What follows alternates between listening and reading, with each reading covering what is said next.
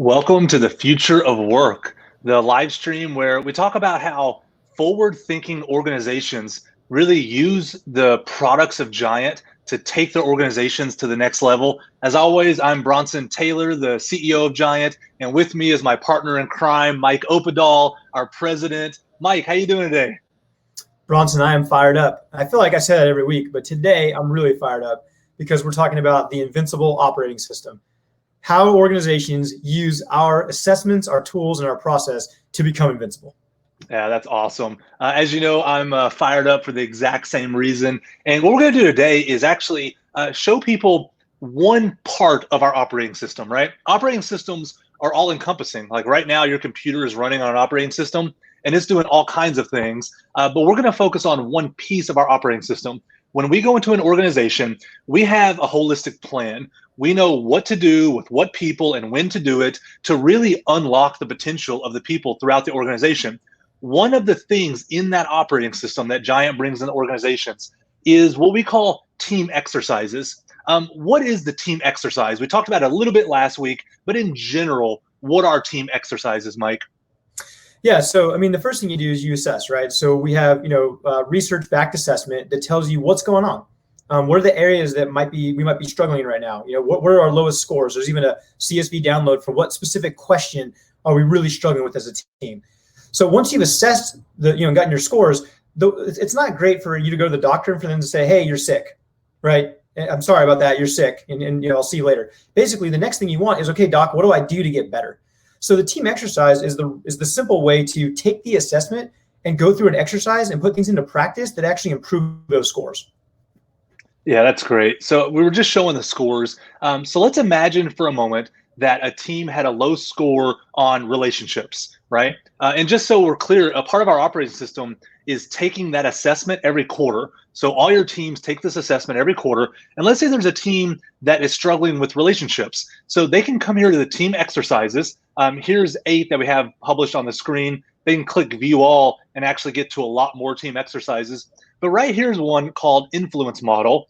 And it's a team exercise that's meant to be done as a team. It could be on Zoom or it could be in person, but the team does it together to improve that particular score, in this case, relationships. So today, what Mike and I are going to do is we're actually going to work through this exercise. We're going to do it to kind of model what it might look like when you do it yourself. And so as a leader, like, oh, I can do this with my team. I could work through this exercise with them and really improve our relationships. So we're talking about the influence model for relationships. We'll have Mike teach us the tool in just a moment because it is it's a big tool. It has a lot we can go into. There's a lot there. But let's start with that first question, Mike. It says, how do you tend to build trust with people? Do you rely on a more relational approach, your ability to connect and understand people, or a more task-centered approach, your ability to execute and competence? So let's start with you, Mike. How do you tend to build trust? Do you tend toward a relational approach or a task-centered approach? It's a great question, and this is why you said there's a lot in this tool. And as a matter of fact, this tool is a 70,000 word book called Leadership is Dead. So the reality is, we take these really complex things that could be put into 70,000 words and put them into one simple visual. So they're simple to understand and explain, but they're really deep in their application. So I tell you, where I started in life, Bronson, was I really cared deeply about how people perceived me and my competence to be able to get the job done. So I would lead with competence and credibility, and I'm saying, hey, you can trust me, you can rely on me. It was all about getting the job done. I was, a task monster. That's where I would start my life. But over the years, I've learned, man, if I'm not careful, I become that task monster. People see me as just a machine. I'm almost like a robot. So I've had to work really hard on my left hand, which is how to build chemistry, how to build likability, how to have small talk, right? Character's never really been an issue for me. And I know we're not there yet in the tool, but it's never been that difficult to be a person of integrity. But to actually care about the relational connectivity and like, hey, am I likable? That's always been a really difficult thing for me, and I've worked on it for many, many years. What about you, Bronson? Yeah, similar. I'm not as task oriented as you are, right? But I am as bad at relationships, right? We joke with Mike. He is fourth gear Mike. If you have a to-do list and you put it anywhere in his vicinity, it's probably going to get done. I mean, it's a joke on our daily meetings. We go through kind of what we did yesterday and what we're doing today. It's our daily stand up with HQ. And Mike's to-do list is almost comical. There's so much on it, but we actually have learned to believe that he will get it done. Like he just gets his to-do list done. So I'm not as task oriented, but if I had to pick between the two, I am obviously task oriented. I don't think about the relational niceties. I don't think about how people are feeling as we're trying to get things done. It's just really not how I build trust with people, right? Because it's not as important to me. So then I make the bad assumption it's not as important to them. And then that kind of spills over. And like you, I've learned to use my left hand. I mean, I'm never going to be the most relational guy in the room. It's not going to happen. But I don't have to be somebody that is just daft, in terms of the relational things going on either. So teach us the tool, Mike. I want to zoom in here just a little bit so we can see it a little better. What is the influence model, and how does the stuff we just talked about kind of play into that? Yeah. And without unpacking, the 70,000 word book necessarily, but let's just talk about influence in terms of two really important components. Okay. First is building trust. In order to have influence, you have to have trust. People have to know, like, and trust you. Then there's a wall of self-preservation. So I know there's a lot going on in this tool. It's actually one of our busiest tools in terms of content and visuals. But the two things I want you to remember is, one, you've got to be able to build trust, and then you need to watch out for your wall of self-preservation. Okay? How we build trust is through unlocking a combination of character, chemistry, competence, and credibility. So when we talk about task or relationship, on the left side, you have character and chemistry. That's more relational.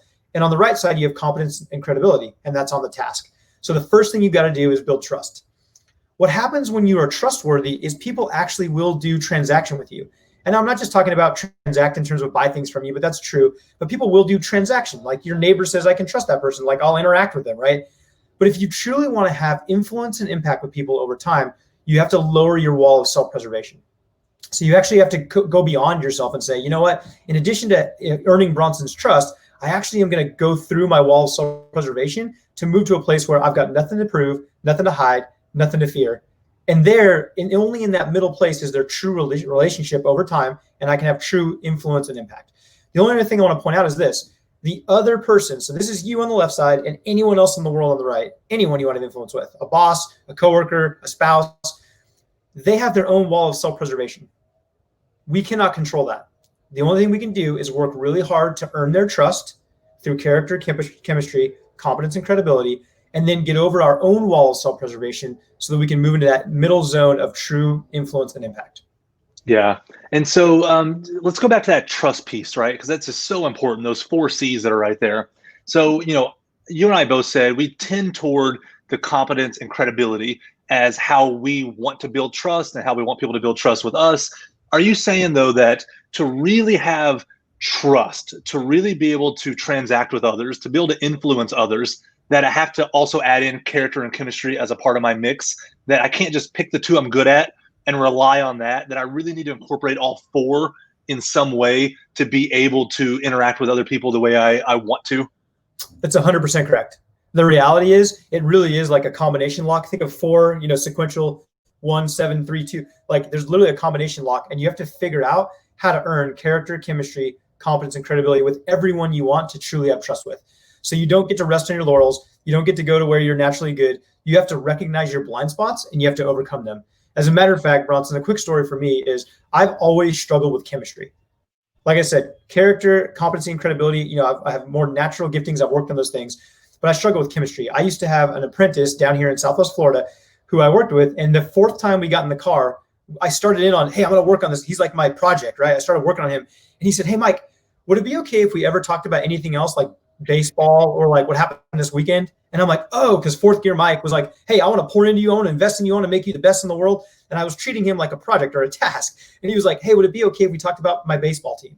And what he was telling me was, Mike, you're struggling with chemistry. Like you have no chemistry with me. And as a result, my influence and the trust level was low because I didn't take the time to care about what mattered most to him.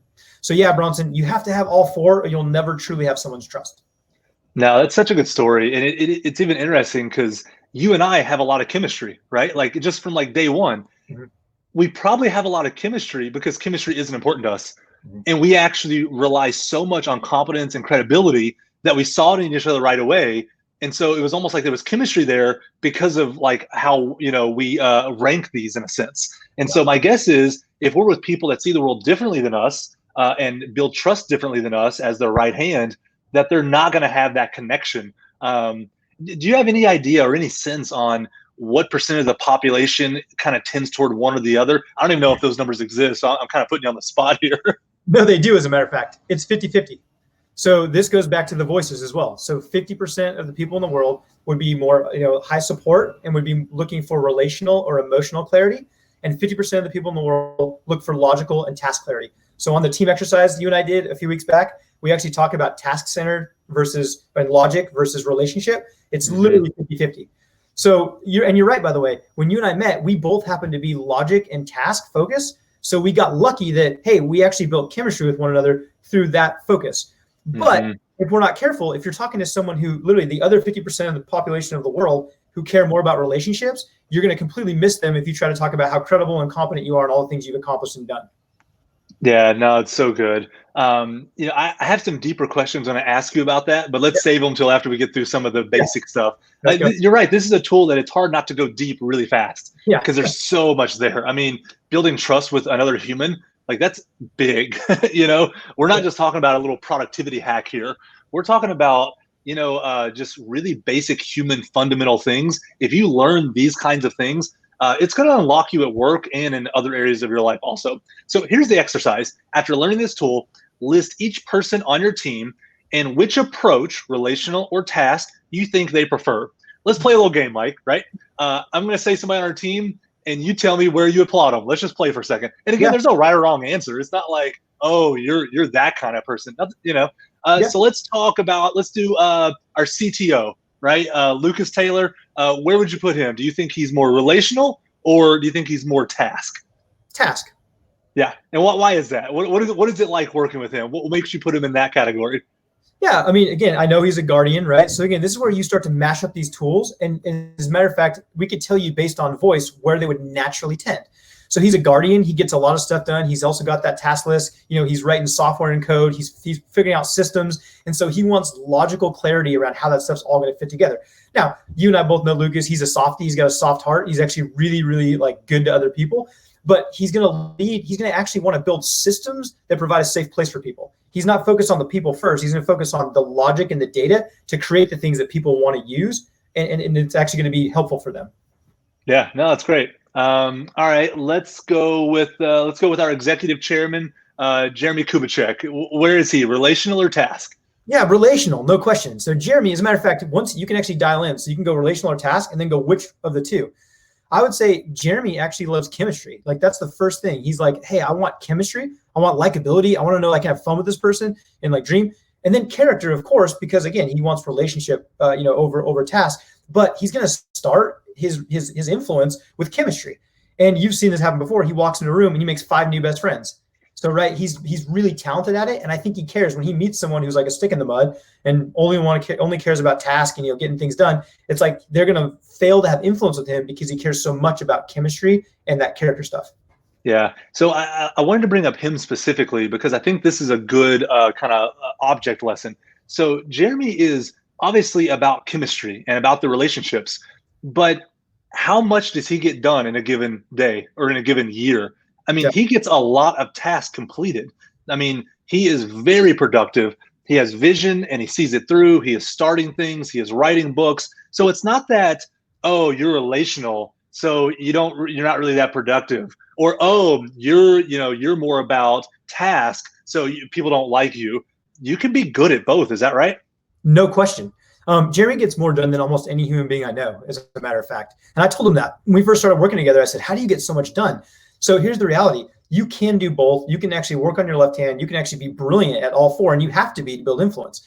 The reality is how we build influence and likability and trust is different than whether or not we can get things done or become credible or competent. So the reality is this is about how do you meet people, build influence quickly and be relevant to them, not about do you get things done, do you care about relationships only? Again, it's not either or, it's both and, but it's what's your natural gifting and tendency and what are the things that are most important to you. Yeah, no, that's great. So the next question, we kind of already did it. So we won't spend a lot of time here. It says each person rank the 4 filters: character, chemistry, competence, credibility, for building trust in order of which are most important to you. So this would be if you're sitting around with your team and you're like, all right, here's the order that matters to me. So I'll just go real quick. I'll just think through it kind of out loud here.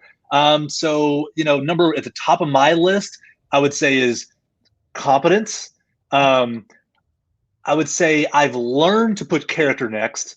By default, I wouldn't, but I've learned because of my belief system in my personal life that it's risen closer than it would naturally. So I would say competence and then character, then credibility, then chemistry. That's the order I would put them in. What about you, Mike? How would you rank for you? Yeah, and this is actually, again, this is where it gets deep. So this is fascinating to me because as a guardian pioneer, the most important thing to me is integrity. So truthfully, like even though it's about task and getting things done, in relationship, I want to know that you're a person of integrity. So I would put character first and foremost, then competence, then credibility, and I would rank chemistry last. Again, I've worked on it. I know the importance of it. I've hopefully in wisdom, but chemistry is just not that important to me. You don't have to be that likable for me to hang out or work with you. I just need to know like you're a person of integrity, and we can do some stuff together. Like that's really the most important thing to me. Yeah, that's why we're friends, because I don't have to be likable for you to like me. That's why this works. No, that's great. So I want you to imagine if you're a team leader sitting around the table or sitting around Zoom, right? Having each person share, this is my list. It's not right or wrong, but this is how all of a sudden you're going to be thinking, wait a second. I've been trying to prove myself to that person by being credible, and they really are looking for chemistry. Or I've been trying to find chemistry, and they're looking for, all of a sudden you realize the gaps in you've been approaching it one way, and that wasn't even what people were wanting or needing. And it lets you recalibrate like, oh, with that person, there's a better way to build trust. There's a better way to influence. There's a better way to be influenced by them. It gives you a mind shift on how you see the people that you work with every day. And that's what these tools do, don't they, Mike? They help you see the same people in a completely new way. Mm-hmm. So I had this thought earlier, Bronson, but think about how powerful this tool could be. We're sharing and being very transparent, honest. You and I are both really okay with that. But think about this. If you and I both have a tendency towards task and we both like competence and credibility, and that's really important to us, what would be a natural blind spot for you and I leading a team? Yeah, what would it be? It would be chemistry and character, right? So the reality is that we naturally we talked to the people on the team, we've got Hunter, right? We've got Conley, we've got other people who actually care more about relationship. So there's a blind spot. So again, this is a powerful tool because you and I can go, what's our natural leadership style? Well, leaders define culture. So guess what? Our team is going to know, hey, things have to get done. We got to get things checked off the list. We've got to have a nice strategy. We got to be confident. We got to be credible. They get that that's really important, but we have to be careful not to watch out for, hey, is our team fun to be on? Do people like coming to work every day? Do people not feel like they've been driven to the point of exhaustion? Like that's our blind spot. So it seems like, oh, we're just talking about a tool here and we're saying, hey, here's our tendencies and it's about us.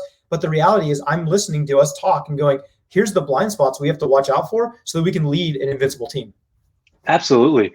And that's real. Like that really is, you look at our scores, capacity is low. Well, why?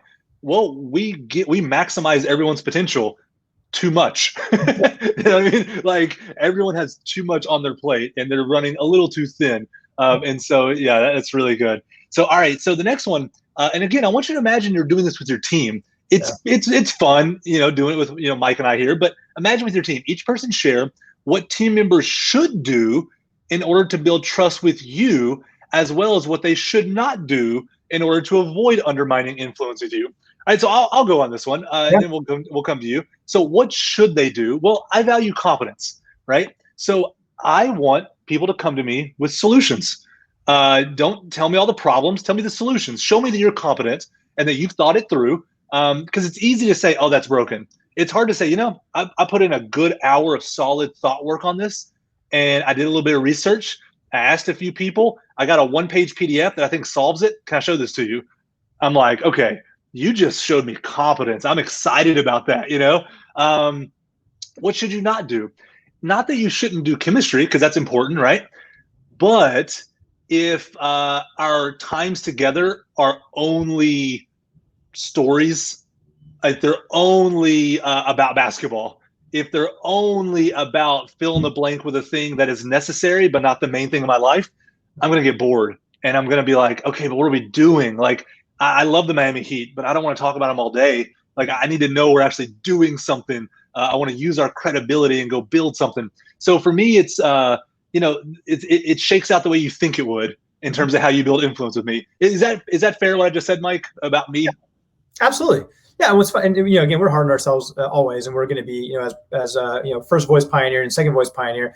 But the reality is, you are fun and you're funny in chemistry, and you like to joke and have like you. But to your point, if that was all we did, you have to know that in the end, we're going to do something that's going to be strategic to help raise up liberators all over the world. Like, there's got to be a reason to what we end up doing together. So that makes total sense. And I'd say for me, what should you do in order to build trust? Be consistent. Do what you say you're going to do. So like I said, that integrity for me, I actually don't care really that that you can get a lot done or that you can really contribute a lot to the team. It sounds funny, but that matters. But the most important thing is, you said you're going to do something, do it. You said you value this, well, show me in the way you work. You're making decisions. How are they impacting people the way you said you cared, right? So for me, it's almost show up and do what you say you're going to do. And what should you not do? I think, like you, Bronson, and we know this is a learning opportunity for the pioneer, is time wasting. So I think it is like, hey, if we're going to get together, we know that there's a lot that has to get done for us to put a dent in the universe and help all these people be liberators all over the world. Then we can't spend a bunch of time just wasting time on a bunch of other stuff that doesn't matter. So for me, and by the way, it's not just relationship stuff, Bronson, even certain projects and tasks that don't matter help us move the needle to serve our customers better, to serve our giants better. Like, just don't waste a lot of time, because that will undermine influence with me.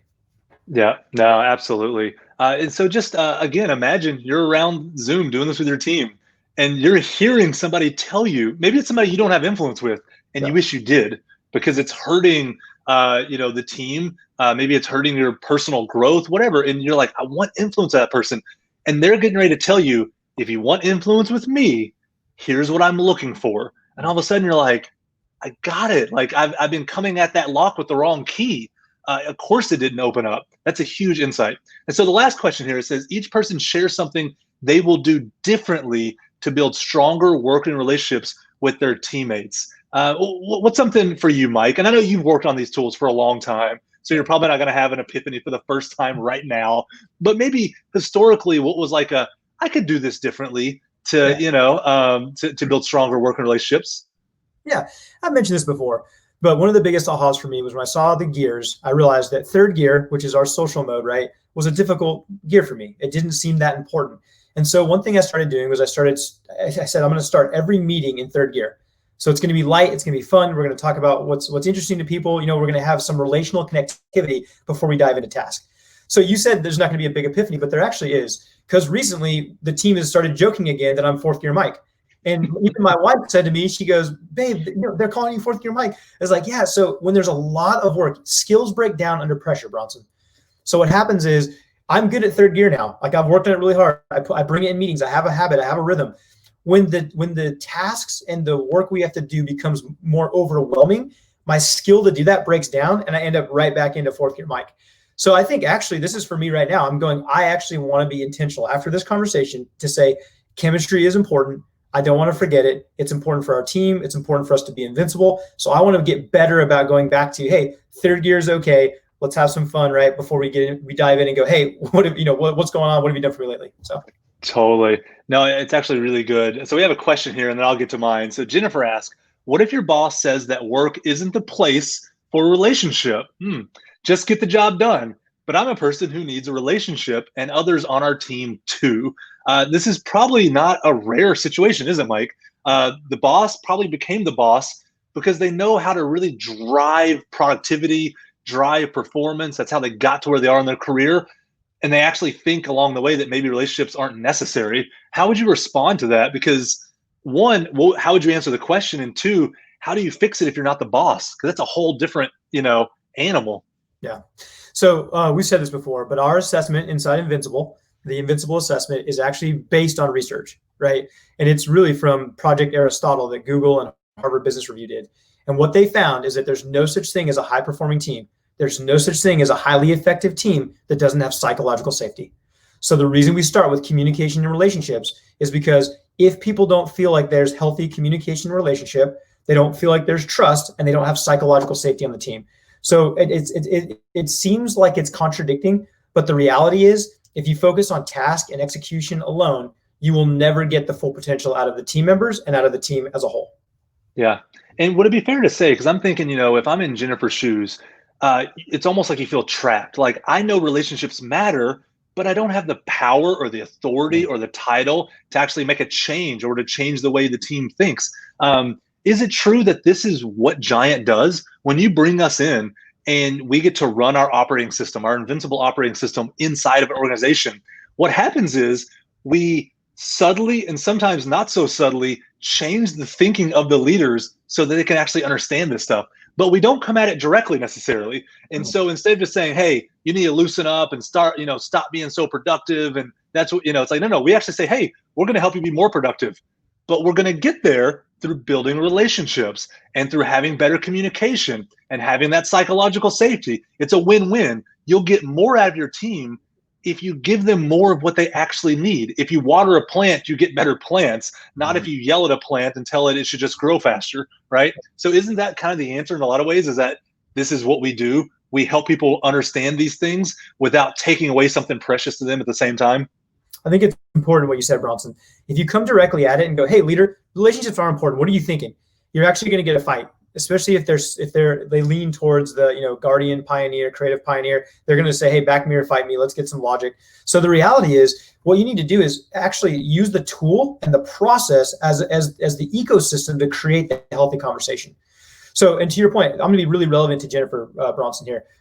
Going directly to the boss and saying, hey, this does really matter, like, let me prove it to you, is actually not going to work. Instead, use the influence model and say, hey, I realize that you care more about competency and credibility. What can I do in those areas to increase my influence with you, Mr. Boss, Mrs. Boss? Then what happens is they go, man, you're actually taking a really, taking a simple tool. I understand it. You're telling me you care about influence with me, and now you're going to do the hard yards to earn that. When you've earned influence, we talked about influence capital last Friday on my call with Steve. When you get the influence account up, then you earn the right to have a conversation to go, hey, I've worked really hard on this. Can we work on influence the other way? Can we work on making sure relational dynamics are important to the team? So again, once you've got that influence, you can have a healthier conversation. Yeah, that's so good. And that's not the kind of answer you're going to get from a lot of leadership consulting. It is the real way to create change, because we're not interested in truth in a vacuum. We want truth enacted. So how do we actually transform an organization? And sometimes you have to go about it in a way that you wouldn't realize. Mark has a great question. He says, how do I get this training into my company? We've mentioned the Invincible Operating System. It is our strategy where we go into an organization, we can roll this out. But what's the first step, Mike? Somebody comes to you and they go, hey, what's the one thing I should do next to get this training into my company? Yeah, so Mark, great question. So we've just recently made this very simple. You go to giant.tv and you create a free account. Literally, and there's no bait and switch whatsoever. It literally is a bunch of free, all this content, this live stream, everything we do in Giant, we give it away for free. And so that comes there. The next thing you do is you actually start your Invincible trial. And during that process, you will get your team onboarded. You guys will take the 5 Voices assessment, and you'll actually do a 5 Voices boot camp. And that's where we say every single person should start, because, and we went through this 2 sessions ago on the Future of Work live stream, but basically it walks you through the dynamics of the team. It shows what voices are present, which voices are missing. It shows the dynamics. It shows nemesis voices. It's an experience that really unlocks the team and shows there's power in these tools. There's power in knowing yourself. There's power in knowing your team, and there's power in assessing the team to make sure we can grow. So it literally is walking through a very simple process of create a free account. And it's step 1, step 2, step 3, book a 5 Voices bootcamp, and you get one of our experts to give you a free 90-minute session that just blows your team's mind. From there, if you see the value, you can start the Invincible process. Yeah. And so just to make it really, really simple and clear, go to giant.tv, create your free account. At the top of the screen is going to be a button that says free 5 Voices bootcamp. You click that button, it's going to tell you what to do next, but essentially you're going to get a free 5 Voices bootcamp. And it's going to be a time with an expert on video in your team where, it's one thing to see Mike and I do this exercise with each other. Imagine an exercise with your people and their faces on the tool, their initials on the tool, so you can actually see the makeup of your team, the dynamics of your team. You're going to get a lot of insights. You're going to have a lot of ahas. It's going to help you with the relational stuff we talked about. and it's also going to help you with, the competence and credibility stuff we talked about. It's going to be this really impactful experience. And then the expert that's doing that exercise, if you loved what just happened, they're going to be able to say, hey, here's what's next. And they can walk through what it looks like to roll out the Invincible operating system throughout your organization. Because it doesn't have to be a one-time event. The one-time event, the 5 Voice Bootcamp, it's just to give you a taste. It's just to show you the power of it. It's just to give you an idea of what it could look like. But then the real power is in the rhythm, to have something happening every day, every week, every month, every quarter, every year, so that you can't get off the rails. If you do certain things every month, you're going to have a better chance at having an invincible team and an invincible organization. If you do certain things every quarter, but you don't have to worry about those details right now. Just do the free 5 Voices Bootcamp. Our expert will show you what's next if you loved that experience. So that's what I would highly recommend for anybody watching this. I think it's going to be one of those experiences when it's over, your teammates are going to be texting each other saying, that was unbelievable. I don't know what just happened, but I've never felt anything like that, seen anything like that, been a part of anything like that. This is not a seminar. This was not a book. This was not a great conversation. This was something wholly different, and it's going to change who we are. I think that's the kind of experience you're going to get with the 5 Voices Bootcamp. So let me circle back here. I'll answer for me this last question. Something you want to do differently. So you said, instead of being 4th gear, Mike, let's come back to 3rd gear to start, meetings. I'm going to say the same thing, but mine's not 4th gear, it's 5th gear. So I've been so hyper-focused the last 7 to 10 days. I've almost lived in 5th gear, and everything else has been a struggle because there's been so much hyper-focused work that I needed to do. It was good work. I'm not mad that I did it, but it was really hard to shift into other gears the last 7 to 10 days. Anytime somebody wants to talk about something else, I'm like, oh, my brain is so focused right now. And that's the hard part too about my personality type. Being Pioneer Creative is I'm in my own world kind of all the time. And sometimes communication is actually an interruption of my internal world, but nobody knows it, right? It's only going on inside my head. And so I'm deep in 5th gear in my head. And then someone wants to talk about something, like, oh, they're interrupting me. And I'm like, well, that's a terrible way to see reality, right? So I want to get to where 3rd gear is more easier to shift into, at the beginning of meetings and also just in general right now. So that's my growth opportunity. Mike, this has been awesome working through this tool with you and just seeing the power of it. Any final thoughts as you think about this tool, as you think about our work inside of organizations and the operating system? Any final thoughts for us? Yeah, well, I mean, here's the thing. When you take the time to actually assess what's going on and you commit as a team to say, hey, we want to improve this, it'll happen. So we've given you a process. We've given you assessment, a toolkit, and a process to simplify the whole thing. But the reality is, if a team wants to become invincible, they can. If they set their mind to it, they can. We've just done all the hard work to put everything together in a cohesive process that works. But the reality is, going through that experiment, as long as people are willing to be transparent, if there's psychological safety present and we have that conversation, there's going to be incredible insights, just like the ones, Bronson and I do this stuff for a living, and yet we both had insights on this call, just talking you through an exercise. So the reality is, actually just following the simple process, taking the assessment and going to do the team exercises will improve your scores. Like, it just will happen. So I would just encourage anyone who's like on the fence thinking about it to go, hey, just go for it. Because the reality is, the proof's in the pudding. If you start doing the exercises, you'll see, man, these tools are simple and visual, but they're profound, and we're having really meaningful insights as a team. I feel unlocked, my team feels unlocked, and I actually feel like we're in it together to win again. Yeah, I'll just say one last thing to wrap up, because you just sparked something that I think is one of the invisible powers of this. Is it's hard to have deep conversations. It's not natural. It's hard to, out of the blue, even you and I right now, it'd be a little easier with us because we're just so transparent. But for you and I out of the blue to say, hey, let's talk about 4th gear. You've just been kind of stuck in 4th gear. And for you to come to me and be like, Bronson, you're so focused. You're kind of ignoring everybody. Like, you're just kind of in your own head right now. How do you bring that up? How do you start that conversation? How do you not make an enemy and yet bring up the topic? It's hard to. But if you're like, hey, let's do a team exercise, who knows where it'll go? Let's just see what happens. And I'm the one saying I'm stuck in 5th gear. You're the one saying you're stuck in 4th gear. Now, all of a sudden, you're able to influence that boss who doesn't understand relationships. You're able to get all these things done that you needed done and you wanted done, but you didn't go at it directly, bringing up things that are a little bit awkward. You let the exercise, you let the invincible operating system do all the awkward stuff for you. You just showed up and were honest, and that's enough. Isn't that right, Mike? That's huge. I couldn't agree with you more, because honestly, I could have noticed in the last 7 to 10 days that you've been hyper focused, to come to you and go, hey, dude, you got to work on your focus. Like, here's what's going on in the team. I'm coming to you attacking a pioneer, and I'm expecting that to go well. But if I go, hey, our next invincible exercise says we should do this, and it just opens up the conversation. Now you are admitting to the team that you want to get out of fifth gear and get into the other gears and shift better. And we get to say, hey, Bronson, thanks for sharing that with us. And how can we healthily hold you accountable? So to your point, let the system do all the heavy lifting and have the hard conversations. That's why this works. It just gives you a safe place to have the conversations that really need to happen. That's awesome. Mike, I mean, as always, we're not doing anything magical here. We just show up. We're working through exercises that are actually, on our product in the Invincible OS. And yet, good things happen. Another great week. I can't wait to chat next week as we'll probably unveil more of the operating system and more of the big picture there. So that's just a little teaser. So to Mark's question of how do I roll this out, tune in next week. You're going to get some more insight about how to do that. Mike, have a great day, buddy. You too. Thanks, Bronson.